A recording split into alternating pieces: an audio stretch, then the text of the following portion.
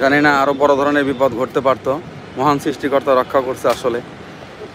পুরো এরিয়াটি ধোঁয়া দিয়ে একদম কুয়াশাচ্ছন্ন হয়ে গেছে।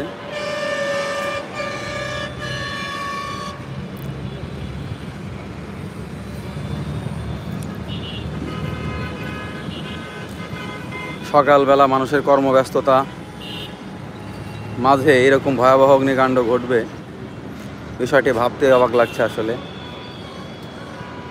ঢাকাতে প্রায়শই এ ধরনের দুর্ঘটনা ঘটে যাচ্ছে। হতে পারে কোনো অসাবধানতা বা কোনো ইলেকট্রনিক সামগ্রী থেকে ঘটেছে হয়তোবা। এখনও যে পরিমাণ ধোঁয়া দেখা যাচ্ছে,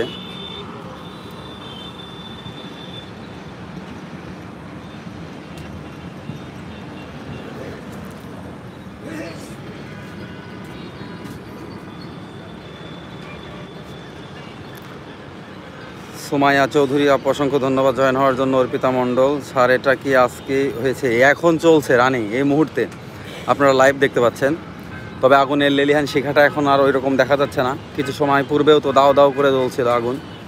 এখন আগুনটা অনেকটা নিয়ন্ত্রণে চলে এসেছে। তবে যে পরিমাণ ধোঁয়া উঠতেছে এখনও সংখ্যা কাটে নেই। দেখেন কি পরিমাণ ধোঁয়া বের হচ্ছে আসলে। আর এতটা ধোঁয়া যেহেতু আছে, আগুনের শিখাটা শুধু নাই, কিন্তু ধোঁয়াটা দেখে এখনও শঙ্কামুক্ত না, কারণ প্রচুর ধোঁয়া বেরোচ্ছে। আমি কিছুটা জুম করে দেখাচ্ছি আপনাদের, দেখেন কি পরিমাণ ধোঁয়া বেরোচ্ছে আসলে।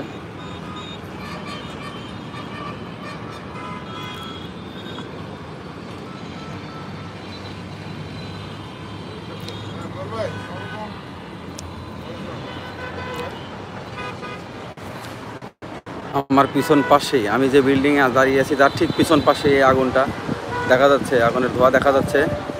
আপনারা কতটুকু দেখতে পাচ্ছেন আমি আসলে জানি না, চেষ্টা করতেছি ক্যামেরায় জুম করে দেখানোর জন্য।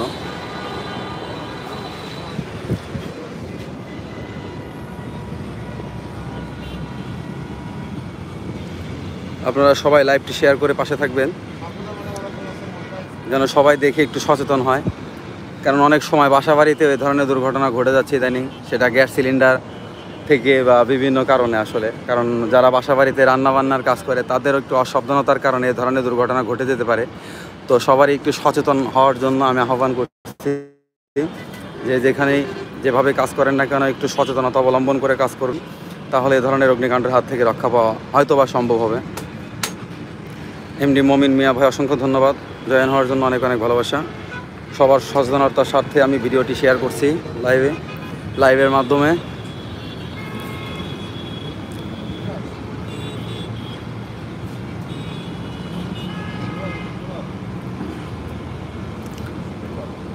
পুরো এরিয়াটি ধোঁয়া দিয়ে একদম সাদা হয়ে গেছে। আশেপাশের বিল্ডিংয়ে যারা আছে তারা এখনও শঙ্কামুক্ত নয়, তারা খুবই দুশ্চিন্তাগ্রস্ত হয়ে নিজ নিজ ছাদে অবস্থান করছে। দেখুন প্রত্যেকটা ছাদে মানুষ অবস্থান নিচ্ছে। প্রচুর ধোঁয়া বেরোচ্ছে এরিয়া থেকে।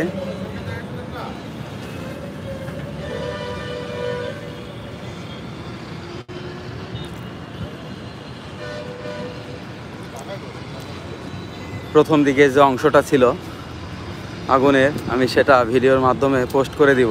আমার কাছে ভিডিও করা আছে, ওইটা আমি লাইভ করতে পারি নাই। আপনারা ভিডিওটি দেখতে পারবেন যে কেমন আগুনের শিখা বেরোচ্ছিল আসলে জায়গাটি থেকে। তবে এখন অনেকটা নিয়ন্ত্রণে আছে বলে মনে হচ্ছে আমার, কারণ কাছাকাছি যাওয়ার মতো কোনো সুযোগ নাই।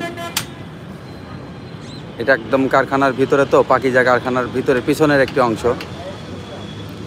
কারণ পাকিজা এরিয়াটি তো অনেক বড় এরিয়া আসলে, এখান থেকে শুরু হয়েছে পুরো এরিয়াটা কিন্তু পাকিজার। একদম মসজিদটাতে দেখতে পাচ্ছেন আপনারা, মসজিদ থেকে শুরু করে পুরো এরিয়াটি কিন্তু পাকিজার। তার মানে এটা পাকিজার একটি শেষ প্রান্তের একটি অংশে, পিছন পাশের শেষ প্রান্তের একটি অংশে আসলে জায়গাটি, যেখানে এখন আগুন দাও দাও করে জ্বলছে ভিতরে। কারণ যে পরিমাণ ধোঁয়া বেরোচ্ছে, ধোঁয়া দেখে আমরা বুঝতে পারতেছি আসলে যে কী পরিমাণ আগুন এখনও আছে নিচে।